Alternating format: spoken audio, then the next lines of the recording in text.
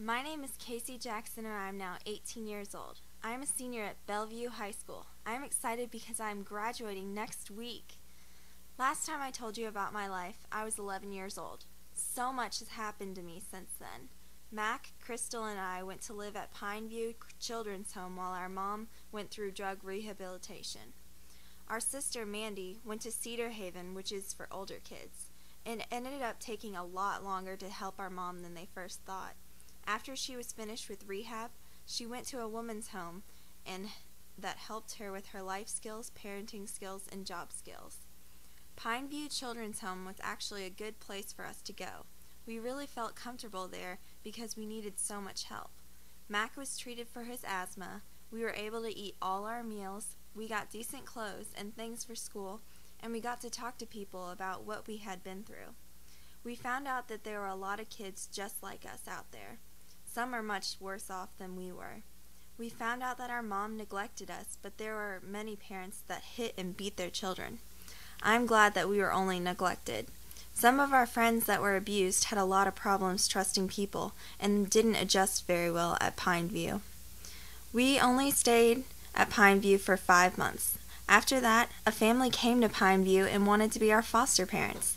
I wasn't too sure about that because I wanted us to all go back with Mom, but she had not made enough progress by then to get us back. Mandy did not come with us because she was receiving special therapy for her mental illness at Cedar Haven. So the three of us went with the Whitskin family. They already had one daughter, Chloe, who was 16 years old. They had been foster parents many times before. They lived in a really nice neighborhood. We couldn't believe that we could actually play outside and ride our bikes. The Whitskins were great, and we all thrived there at their home. Chloe was a really good role model for Crystal and me. We watched her go through high school and into college, and that really helped us to know that what we wanted our lives to be like.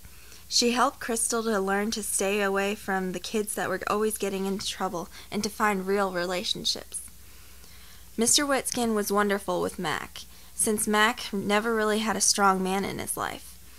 Mrs. Whitskin was so loving and caring. They took us to church, and that became a really big part of our lives. Finally, we were able to participate in the youth program at church, and we made so many good friends. We went to yet another school this time, but we actually stayed there. At my new school, I did really well. I got all the rest, food, and security that I needed at the Whitskins, so I was able to concentrate at school. I realized that I was behind in some of the classes, probably because of changing schools so often. I found a tutor that helped me really catch up, and I eventually moved up to honors classes. Mac did great also, and Crystal improved a lot. Miss Whitskin had been a teacher, so she helped Crystal. We all were able to do extra clubs and sports at school. It was great. Our time at the Whitskins lasted for 3 years. Eventually, Mom pulled it together enough and we were able to reunite as a family. I had mixed feelings about this since things were going so well at the Whitskins.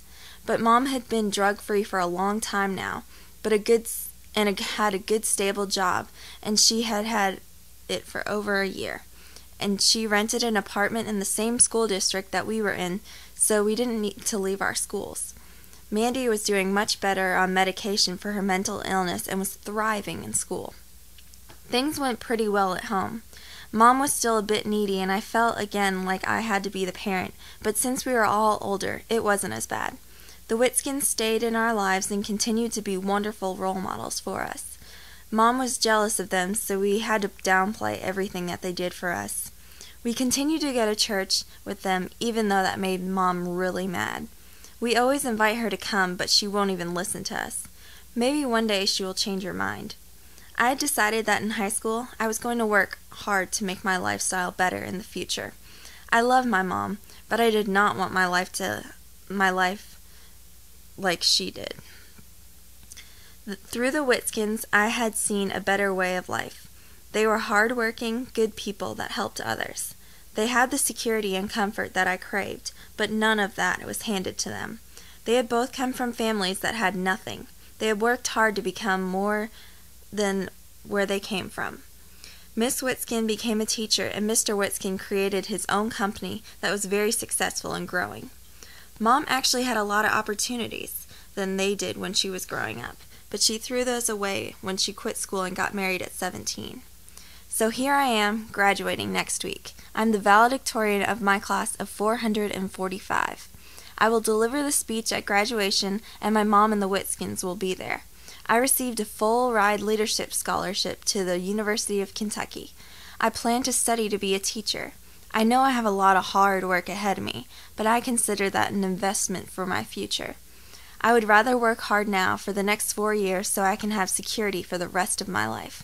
When you have to live life without security, you value it even more than when you have it.